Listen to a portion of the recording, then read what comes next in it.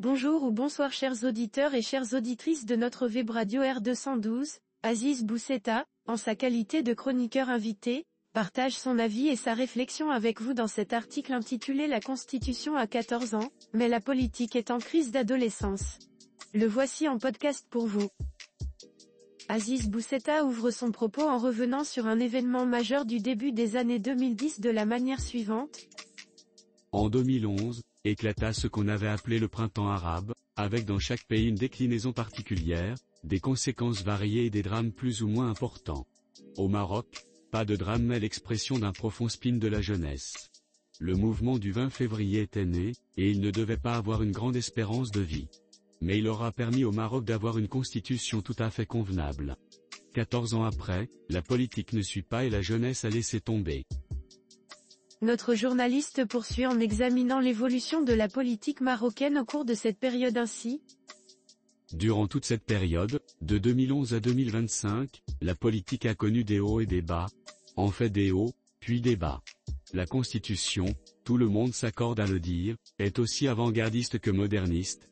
Elle confère plus d'attributions aux chefs de gouvernement, elle encadre les pouvoirs du roi, elle confie une plus grande place à l'opposition et elle consacre des organes de gouvernance. Et la boucle est bouclée, il faut juste le personnel politique adéquat. Il appartenait donc, après cela, de mettre en place des chefs de gouvernement politique. Le roi Mohamed VI, bien qu'aucun texte ne l'y oblige, s'est fixé la contrainte de désigner à la tête du gouvernement le chef du parti arrivé en tête. D'où M. Benkiran puis, suite au regrettable blocage de 2016 à 2017, son second dans le parti M. Elotmani, et quand le RNI a emporté l'élection en 2021, c'est M. Hakanouch qui a tout naturellement été appelé à former le gouvernement. Où en est alors, aujourd'hui, la politique et l'adhésion à la politique, ou encore l'intérêt pour la politique? La réponse est apportée par l'association Tariq Ibn Ziyad Initiative, ou TIZI. Aziz Bousseta illustre son propos par des données chiffrées révélatrices du désintérêt croissant des jeunes pour la politique de cette manière. Selon une étude récemment publiée par ce groupe, la part des jeunes Marocains de 18 à 34 ans inscrits sur les listes électorales était de 30% en 2011, baissant un peu à 27% en 2021, avant de retomber à 20% en 2024. En 2021, année de la triple élection, 54% des jeunes inscrits ont voté, plus qu'en 2016, 41%, et même 2011, 48%. Tizi explique le sursaut jeune de 2021 par des campagnes modernisées, notamment via les réseaux sociaux, qui ont permis de mieux mobiliser la jeunesse. Depuis, plus rien, et l'adhésion des jeunes à la politique recule.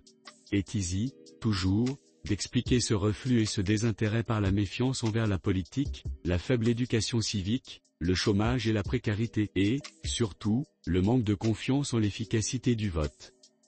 Autrement dit, les gens, jeunes et moins jeunes, aiment qu'on leur parle, et abhorrent plus que tout de ne voir les politiques que durant la poignée de jours des campagnes électorales. Les jeunes et moins jeunes aiment qu'on leur explique ce qui se passe, pourquoi ça se passe, et comment on le dépasse. Cela est souligné par la Constitution qui dispose que les partis politiques œuvrent à l'encadrement et à la formation politique des citoyennes et des citoyens, ainsi qu'à la promotion de leur participation à la vie nationale et à la gestion des affaires publiques. Notre chroniqueur dresse ensuite un parallèle entre les figures politiques marquantes et l'évolution du rapport des citoyens à la politique ainsi.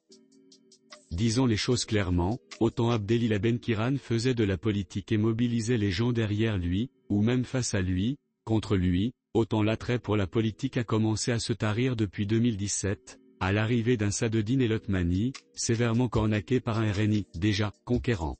Durant ce second mandat PJD, on va appeler les choses comme ça, le même RNI a déployé d'immenses efforts et a consenti de non négligeables investissements, on continue d'appeler les choses ainsi, pour attirer les jeunes vers les urnes et les faire voter.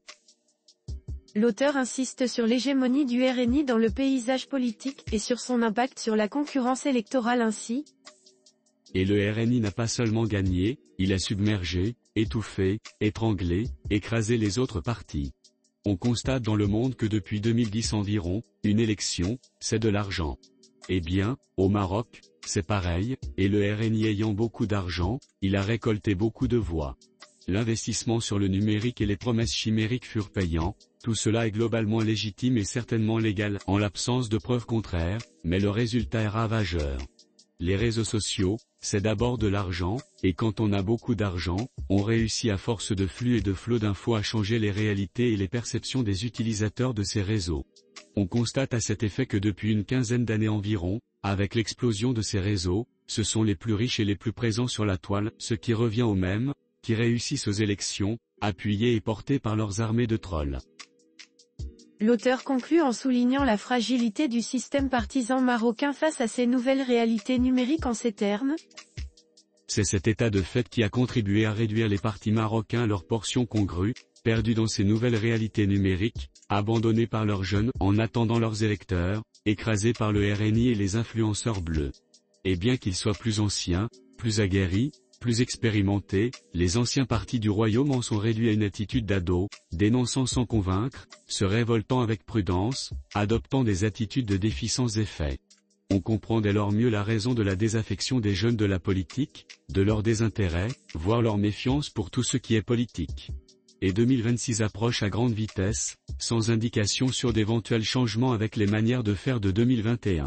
Devrait-on s'inquiéter de cela, du naufrage de la politique ? Oui. Chers auditeurs de la web radio R212, merci d'avoir été à l'écoute de ce podcast et de partager avec nous ce moment d'échange et de découverte. Votre présence et votre fidélité sont notre plus belle récompense. On se dit à très bientôt, si vous le voulez bien. Avec toute notre gratitude, l'équipe de R212,